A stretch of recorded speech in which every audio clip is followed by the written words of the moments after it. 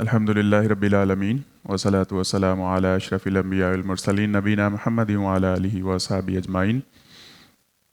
اعوذ باللہ من الشیطان الرجیم، بسم اللہ الرحمن الرحیم۔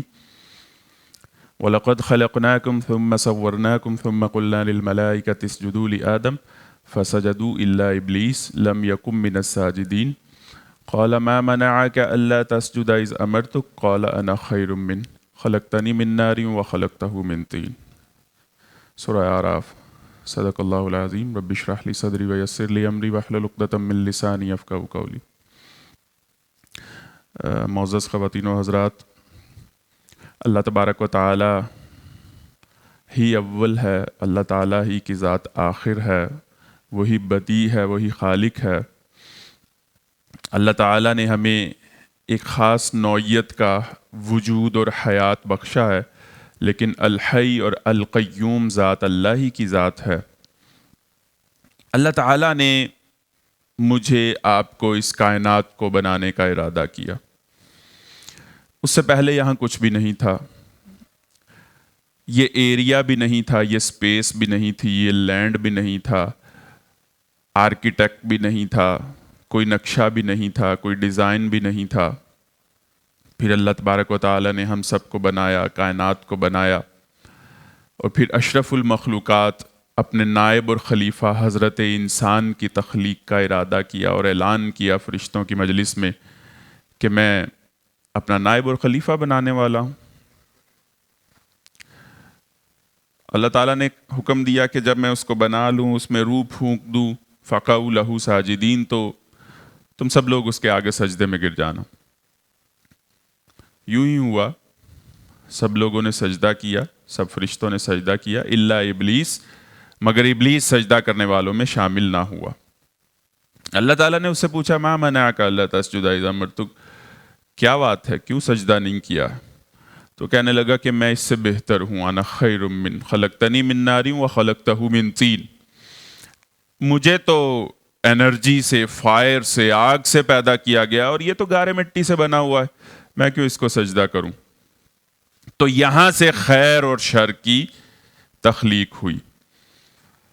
الذی خلق الموت والحیات لیبلوکم ایکم احسن عملا، اللہ تعالی نے یہ سلسلہ موت اور حیات، یہ خیر اور شر اس لیے تخلیق کیا ہے کہ اللہ تعالیٰ یہ دیکھنا چاہتا ہے کہ تم میں سے اچھے عمل کون کرتا ہے۔ انا جعلنا ما علی الارض زینۃ لها لنبلوہم ایہم احسن عملا، ہم نے اس کائنات کو سادہ سی نہیں بنایا ہے، ہم نے اس کو بڑی دلچسپ بنایا ہے، یہ موہ لیتی ہے، یہ اپنے اندر جذب کر لیتی ہے، اس میں رنگینیاں ہیں، اس میں رانائیاں ہیں، اس میں اٹریکشنز ہیں، تو یہ بھی اس لیے اٹریکٹیو ہے کہ ہم دیکھنا یہ چاہتے ہیں کہ تم میں سے اچھے عمل کون کرتا ہے۔ شیطان نے وہاں پر پھر جو ہے وہ اللہ تعالیٰ سے ایک مہلت مانگی، انذرنی الی یوم یبعثون، اللہ مجھے مہلت دے اس دن تک کے لیے جب یہ دوبارہ اٹھائے جائیں۔ اللہ نے کہا انک من المنذرین، جا تجھے مہلت دیتا ہوں۔ تو اس نے کیا کہا؟ فَبِمَا أَغْوَيْتَنِي لَأَقْعُدَنَّ لَهُمْ صِرَاطَكَ الْمُسْتَقِيمَ، تو پھر میں ان کو اغوا کرنے کے لیے، ان کو ڈائیورٹ کرنے کے لیے صراط مستقیم کے اوپر بیٹھوں گا۔ میرا انکاؤنٹر اور ملاقات ان کی صراط مستقیم کے اوپر ہوگی، گمراہی کی پگڈنڈیوں کے اوپر تو ان کا اپنا نفس ان کو بہکانے کے لیے کافی ہے۔ وہ جو اقبال نے کہا تھا نا کہ کہتا تھا ابلیس خداوند جہاں سے، پر کالہ آتش ہوئی آدم کی کف خاک، جمہور کے ابلیس ہیں ارباب سیاست، ضرورت نہیں رہی اب میری تہہ افلاک ہے۔ اللہ اب میں ریٹائرمنٹ چاہتا ہوں، اب میرا کام آٹو پر لگ گیا ہے، انسان ہی انسانوں کو گمراہ کر رہے ہیں۔ تو اس نے کہا کہ میری ملاقات صراط مستقیم کے اوپر ہوگی، میں اس کے اوپر گھات لگا کر بیٹھوں گا۔ صراط مستقیم کیا ہے؟ امام طنطاوی نے اس کی بڑی پیاری تشریح کی ہے کہ صراط مستقیم اصل میں اللہ تعالیٰ کی طرف سے نازل کردہ کتابیں اور نبیوں کے اسوے اور سیرتیں تھیں۔ سورہ حدید، لَقَدْ أَرْسَلْنَا رُسُلَنَا بِالْبَيِّنَاتِ وَأَنزَلْنَا مَعَهُمُ الْكِتَابَ وَالْمِيزَانَ لِيَقُومَ النَّاسُ بِالْقِسْطِ، ہم نے 1,24,000 کے قریب انبیاء اور رسول اور پیغمبر اس دنیا میں بھیجے، ساتھ ان کے ہدایت اور شریعت اور میزان بھیجی تاکہ لوگ نظام عدل و قسط پر قائم ہو جائے۔ لیکن شیاطین چونکہ اتھار کھائے بیٹھے تھے، انہوں نے پروو کرنا تھا کہ یہ اشرف المخلوقات نہیں ہے، یہ تو دنیا میں موجے مارنے کے آیا، انتہائی ایم لیس، انتہائی بے مقصد زندگی گزارے گا یہ، یہی ان کا چیلنج تھا، یہی انہوں نے پروو کر کے اللہ کے دربار میں دکھانا ہے۔ تو لہٰذا سب سے پہلے چونکہ انہوں نے کہا تھا کہ ہماری صراط مستقیم کے اوپر ملاقات ہوگی ان کے ساتھ، اور ہم صراط مستقیم سے ان کو اٹھا کر باہر گمراہی کی پگڈنڈیوں کے اوپر چڑھائیں گے۔ صراط مستقیم نبیوں کا اسوہ ہے، لہٰذا حضور صلی اللہ علیہ وآلہ وسلم تک پچھلے نبیوں کے اسووں تک کو مسخ کر دیا گیا، وحی میں تحریف اور تبدیلی کر دی گئی، ایسی تبدیلیاں کی گئیں کہ میں یہاں پر آپ کو اگر بتاؤں تو بڑا وقت درکار ہے۔ میں صرف دو بڑی امتیں، امت مسلمہ سے پہلے جو دو بڑی امتیں یہود اور نصارہ، صرف ان کے بارے میں 2-3 اشارات کر کے اپنی گفتگو کو آگے بڑھاتا ہوں۔ عددی اعتبار سے دنیا میں ہمیشہ سے کم رہے بنی اسرائیل اور یہود، لیکن اس وقت بھی تمام دنیا کے ادارے، سیاسی ادارے ہوں، اقوام متحدہ ان کی لونڈی، عالمی معیشت کے ادارے، چاہے وہ ایشین بینک ہے، ورلڈ بینک ہے، IMF ہے، FATF ہے، یہ سب جو ہے وہ ان کے ہدایت پر عمل پیرا۔ دنیا کی بڑی بڑی ملٹی نیشنل کارپوریشنز اور ادارے، دنیا کا میڈیا، بلکہ دنیا کی بہت ساری ریاستیں ان کی باج گزار ہیں، ان کی کمانڈمنٹس کے اوپر عمل کرتی ہیں اور چلتی ہیں۔ ان کا تصور کیا ہے؟ انہوں نے اپنے نبیوں کے اسوے کو کس طرح سے، شیاطین نے ان کے نبیوں کے اسوے کو کس طرح سے مسخ کیا۔ لن تمسنا النار، ان کا دعویٰ یہ ہے کہ ہمیں تو آگ چھو ہی نہیں سکتی، ہم تو اللہ، نحن ابناء اللہ، ہم تو بڑے اللہ کے چہیتے اور بیٹے ہیں۔ قیامت برپا ہوگی اور اللہ تعالیٰ کے دربار میں دونوں سائیڈوں پر حضرت یعقوب، حضرت یوسف، حضرت موسیٰ اور ہمارے تمام انبیاء بیٹھے ہوں گے، معاذ اللہ ثم معاذ اللہ، تو کیا اللہ ہمارے بڑوں کی موجودگی میں ہمارے اوپر ہاتھ ڈالے گا؟ یہ کیسے ہو سکتا ہے؟ لن تمسنا النار، پوری دنیا کو جینٹائل سمجھنے والے کہ یہ تو انسان نما حیوان ہے۔ آپ کیا سمجھتے ہیں کہ مسجد اقصیٰ میں جو سیدھی فائرنگ جو اسرائیلی فوجی کرتے ہیں تو کیا ان کے سینے میں پتھر ہیں، دل نہیں؟ اپنے نبیوں کا اسوہ سمجھ کر وہ کرتے ہیں یہ سب کچھ۔ تورات کی چیپٹر نمبر 63 ورس نمبر 21، جب داؤد نے اس بستی کو تخت و تاراج کیا تو کسی لڑکی کو کنوارا نہ چھوڑا، کسی نوجوان کے دھڑ کے اوپر گردن نہ چھوڑی، اور کسی مکان کے اوپر چھت نہ چھوڑی۔ یہ تورات کی آیت ہے۔ حضرت داؤد علیہ السلام کی سیرت پڑھ کر دیکھ لیجئے، حضرت سلیمان علیہ السلام کی سیرت پڑھ کر دیکھ لیجئے، آپ کو ایسے لگے گا کہ معاذ اللہ ثم معاذ اللہ، شریف انسان نہیں ان کو بندہ سمجھ سکتا، جو ان کی اپنی کتابیں۔ تو شیاطین نے کس طرح سے نبیوں کے اسووں کو مسخ کروایا، اور یہی صراط مستقیم تھا۔ اور آج پوری دنیا کو جو نقشہ ہے وہ اس لیے یہ actions are based on thoughts, اعمال کا انحصار افکار کے اوپر ہوتا ہے۔ تو یہ اپنے نبیوں کے اسوے سے، اور تحریف شدہ نبیوں کا اسوہ، اور جو تحریف شدہ وحی اور ان کی کتابیں ہیں، وہاں سے ان کو یہی ہدایات مل رہی ہیں کہ تم باقی انسانوں کے ساتھ یہی کچھ کرو۔ اس لیے پوری عالمی سیاست کا ایک خاص نقشہ ہے، ایک خاص رخ ہے، نظام تعلیم کا اور تہذیبوں کے تصادم کے دور میں سویلائزیشن کا اور ٹیکنالوجی کا ایک خاص رخ آپ کو نظر آئے گا کہ یہ سب کچھ جا کدھر رہا ہے۔ کیا یہ نبیوں کی تعلیمات کے ساتھ چل رہا ہے یہ سب کچھ؟ یہ تمدن، یہ آگے تمدن تو نبیوں کے تعلیمات سے بالکل منہ موڑے ہوئے، تشکیک ہے، اباحیت ہے، لبرلزم ہے، میرا جسم میری مرضی کے نعرے ہیں، ننگ دھڑنگ ہے۔ یہ ہو کیا رہا ہے؟ تو بنیادی طور پر افکار ہی کو شیاطین نے تبدیل کروا دیا۔ دوسری بڑی جو امت، جو عددی اعتبار سے عیسائی، عالم عیسائیت بہت بڑا گروہ ہے، اور آبادی کے تناسب میں بھی اس وقت ان کا سب سے زیادہ شیئر ہے۔ آپ ان کی کتابیں اٹھا کر دیکھ لیجئے، آپ ان کی نبیوں کے اسوے کو دیکھ لیجئے۔ مکاشفات یوحنا میں سینٹ پال کہتا ہے کہ اللہ تبارک و تعالیٰ جو ان کا سب سے بڑا عالم عیسائیت کا سب سے بڑا پوپ، اللہ تبارک و تعالیٰ ایک عرصہ تک شریعت پر عمل کے ناکام تجربے کرتا رہا. اے انسانوں، تمہارے لیے خوشخبری ہے کہ اب خداوند جہاں نے اپنی پالیسی کو تبدیل کیا اور شریعت پر عمل کی بجائے رحمت اور عدل کا راستہ اختیار کیا.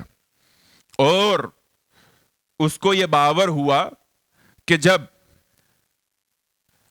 آدم کی بیوی ایو وہ ڈیول کے ساتھ مل گئی اور حوا نے شیطان کے ساتھ مل کر آدم کو جنت سے نکلوا دیا، تو اب حوا تو ہر گھر میں ہے، معاذ اللہ ثم معاذ اللہ.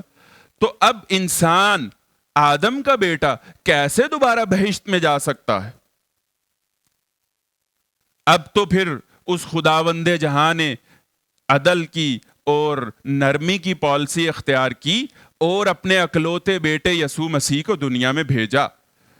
اس نے مصائب اور تکالیف برداشت کی اور صلیب چڑھ گیا، اور اب قیامت تک آنے والے انسانوں کے گناہوں کا بار اٹھا کر اللہ تعالیٰ نے خداوند جہاں نے اپنے اکلوتے بیٹے کو تکالیف دے کر ابن آدم کے بیٹے سے گناہوں کا بار دور کر دیا ہے.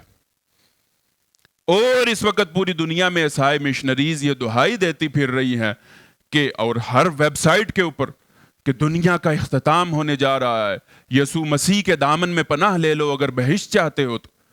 یہ انہوں نے اپنے نبیوں کے اسوے کو تحریف کر دیا کہ شریعت کچھ بھی نہیں ہے، اب بس کنفیشن کر لو، پادری کے ہاتھ کے اوپر جو ہے اس کی مٹھی گرم کر دو، 5 دن ڈٹ کر پورک کھاؤ، شراب پیو، زنا کرو، عیاشیاں کرو، 2 دن جو ہے وہ نائٹ کلبوں میں جاؤ، اپنے بوڑھے ماں باپ کو گھسیٹ کر روتی ہوئی ماں کو اولڈ ہوم میں پھینکو. اب یہ افکار ہیں جن کے اوپر پوری انسانی تہذیب اور تمدن جو ہے وہ پوری تشکیل پا رہی. اس کے پیچھے تحریف شدہ کتابیں اور تحریف شدہ نبیوں کے اسوے موجود ہیں. مارٹن لوتھر نے کہا تھا کہ جو عیسائی روزانہ بدکاری نہیں کرتا اور شراب نہیں پیتا، اس کو حضرت یسوع مسیح کی قربانی کے اوپر یقین نہیں ہے، وہ یہ سمجھتا ہے کہ ابھی بھی حساب ہوگا. یہ تھا وہ صراط مستقیم جس سے انسانیت کو ڈائیورٹ کیا نبیوں کے اسوے سے، اور اس کے بعد میرے آقا علیہ الصلوۃ والسلام کو دنیا میں بھیج دیا گیا، اِنَّا نَحْنُ نَزَّلْنَا الذِّکْرَ وَإِنَّا لَهُ لَحَافِظُونَ کہہ کر.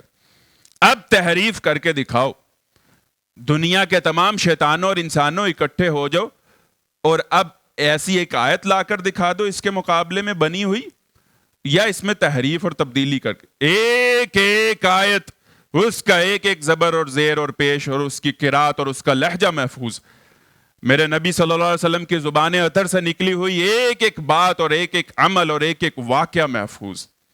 اب تحریف تو ہو نہیں سکتی تھی، تو اب شیاطین کا ہتھ کنڈا کیا؟ نبیوں کے اسوے کے مقابلے میں، رسول اللہ صلی اللہ علیہ وسلم کے اسوے کے مقابلے میں دوسرے باطل اسووں کو کھڑا کیا جائے. آج میڈیائی الغار کے اس دور میں، جس میں الیکٹرانک اور سوشل میڈیا منوں اور ٹنوں کے حساب سے صوتی اور بصری آلودگی اگل رہا ہے، اس میں ہمیں دیکھنا ہوگا کہ ہمارا نوجوان وہ کس کا فالوور بن رہا ہے، وہ کس اسوے کی پیروی کر رہا ہے. کیا اس میڈیائی طاقت سے اداکاروں کو، موسیقاروں کو، گلوکاروں کو، کھلاڑیوں کو، لبرل دانشوروں کو، سیکولر قسم کے ٹرینروں کو، اینکروں کو، موٹیویشنل سپیکروں کو، بے مقصد گفتگو کرنے والوں کو، کیا نوجوانوں کا رول ماڈل، فالوور اور آئیڈیل نہیں بنایا جا رہا ہے؟ تو یہ وہ اسٹریٹجی ہے جس کو ہمیں سمجھنا ہوگا کہ اس وقت 2023 کی شیاطین کی اور ڈیولز کی اسٹریٹجی یہ ہے کہ رسول اللہ صلی اللہ علیہ وسلم کے اسوے کے مقابلے میں اس قدر کانٹے، یعنی ایک پھول کے ارد گرد اس قدر کانٹے دار جھاڑیاں اگا دی جائیں کہ لوگ اس پھول کے قریب اور اس کی خوشبو اور مہک سے محروم ہو جائیں. لَقَدْ كَانَ لَكُمْ فِي رَسُولِ اللَّهِ أُسْوَةٌ حَسَنَةٌ، رسول اللہ صلی اللہ علیہ وسلم کی زندگی میں تمہارے لیے بہترین نمونہ ہے. رسول اللہ صلی اللہ علیہ وسلم کی زندگی میں ہمارے لیے ہر معاملے میں بہترین نمونہ ہے نا، ہر بات میں بہترین نمونہ ہے نا، تو کیا اس معاملے میں ہمارے لیے نمونہ اور رول ماڈل نہیں ہے کہ میں بھی نمونہ بنوں، میں بھی اسوہ اختیار کروں، میں بھی انفلوئنشل بنوں، میں بھی امپیکٹ ڈالوں؟ لہذا کرنے کا کام مختصر سے وقت میں یہ ہے کہ ہمیں اپنے نبی صلی اللہ علیہ وسلم کی اصل سیرت کو نوجوانوں کے سامنے رکھنا ہے، اور اس کے لیے ہمیں خود اپنی زندگیوں میں رول ماڈل بننا ہوگا۔ ہمیں اٹھنا ہوگا قائدانہ کردار اور صلاحیت اور انرجی کے منبع کے ساتھ، اور ہر شخص اپنے گھر میں، اپنے ادارے میں، اپنے علاقے میں، اپنے محلے میں، اپنی برادری میں، اپنے کنبے اور خاندان میں رول ماڈل بنے۔ یہ کرنے کا کام ہے۔ اللہ تبارک و تعالیٰ سے دعا کرتا ہوں کہ اللہ ہمیں رسول اقدس علیہ الصلوۃ والسلام کے اسوے کو اپنی ذات کے اوپر پوری طرح سے نافذ اور لاگو کرنے کی توفیق عطا فرمائے، اور ہم چلتی پھرتی سیرت ہوں، جیسا کہ حضرت عائشہ نے رسول اللہ صلی اللہ علیہ وآلہ وسلم کے بارے میں کہا تھا کہ کان خلقہ القرآن، کہ آپ کا خلق، آپ کا اسوہ، آپ کی سیرت تو سارا قرآن ہے۔ یہی کرنے کا کام ہے، ورنہ یہ موسیقار، یہ لبرلز، یہ سیکولر، یہ دہریے، یہ ہماری یوتھ کو، اس نوجوان نسل کو لے اڑیں گے۔ بالکل اپنی برانڈنگ کرنے کی ضرورت ہے، دعویٰ آئیکنز کھڑی کرنے کی ضرورت ہے۔ اسلامسٹوں کو ہر معاملے میں، ہر میدان میں، ہر سفیر میں، ہر رول آف لائف میں آگے آنے کی، ہاتھوں میں ہاتھ دے کر ایک دوسرے کے ساتھ تعاونوا علی البر والتقوی کی باؤنڈنگ قائم کر کے آگے بڑھنے کی، اور اسووں کو قائم کرنے کی، رول ماڈلز کو کھڑی کرنے کی ضرورت ہے، اور نظام کی سطح پر جد و جہد کرنے کی ضرورت ہے۔ آج کا لبرل دانشور اس کے منہ میں موضوع اینکر پھینکتا ہے، یہ معاشرے میں بڑھتی ہوئی مذہبی طبقات میں جو اس وقت شدت ہے، انتہا پسندی ہے، اس کے تناظر میں آپ کیا کہیں گے؟ اور وہ جو آپ شروع ہو جاتے ہیں وہ کرائے کے دانشور کہ جی ہاں بالکل میرے نبی کے اوپر تو گندگی پھینکی گئی اور وہ دعا دیا کرتے تھے، صلح حدیبیہ میں یہ ہو گیا، وہ ہو گیا۔ لیکن یہ دانشور سیرت کے معاملے میں شاید آپ کو یہ نہیں بتائے گا کہ رسول اللہ صلی اللہ علیہ وسلم نے چودھریوں کی بیٹی کے ہاتھ کاٹ دیے تھے اور سفارشوں کو ریجیکٹ کر دیا تھا۔ یہ دانشور آپ کو یہ نہیں بتائے گا کہ رسول اللہ صلی اللہ علیہ وسلم نے اس نظام، یہ باطل نظام جو فیول پرائس ایڈجسٹمنٹ کے نام پر ہماری کھالیں کھینچنے پر تلا ہوا ہے، جو ہماری بچیوں کو یونیورسٹیوں میں پروسٹیٹیوٹ بنانے پر تلا ہوا ہے، جو ہمارے بچوں کو، نوجوانوں کو چرسی بنا رہا ہے، لبرل اور دہریے بنا رہا ہے، تشکیک کا شکار کر رہا ہے، جو مرد سے مرد کی شادی کرنے پر تلا ہوا ہے، جو کچھ لوگوں کو عیش و عشرت کی خاص سطح پر فائز کر رہا ہے، اور کچھ لوگوں کو مایوسی اور غربت اور افلاس کے گھٹا ٹوپ اندھیروں اور گھڑوں میں دھکیل رہا ہے۔ یہ نظام، اس کے لیے میرے نبی صلی اللہ علیہ وسلم نے اسٹریٹ پریچر سے لے کر کنکرر تک ہیومن لیول کے اوپر ایفرٹ اور جد و جہد کی ہے، اور اس نظام کے لیے میرے نبی صلی اللہ علیہ وسلم نے پتے تک کھائے ہیں۔ 3 سال کھلے آسمان تلے شیب ابی طالب میں گزارے ہیں، لیکن آج کا دانشور آپ کو یہ کبھی بھی نہیں بتائے گا۔ میرے نبی صلی اللہ علیہ وسلم نے خود کھڑے ہو کر بنو قریظہ کے 700 رحمت للعالمین نے، جب شر بڑھ جائے، میں یہ نہیں کہہ رہا کہ ہمیں جو ہے وہ نقص امن، نہیں، نقص امن کی بات میں نہیں کر رہا، منظم، شعوری، فکری، دستوری جد و جہد ہمیں کرنی ہے اس نظام کو بدلنے کے لیے۔ اللہ کے نبی صلی اللہ علیہ وسلم نے بنو قریظہ کے 700 لوگوں کے گلے کٹوائے، خود سر کے اوپر کھڑے ہو کر۔ تو اللہ کے نبی صلی اللہ علیہ وسلم نے قوت کو جمع کیا ہے شر کو جڑ سے اکھاڑنے کے لیے۔ یہی میرے نبی صلی اللہ علیہ وآلہ وسلم کا اسوہ ہے۔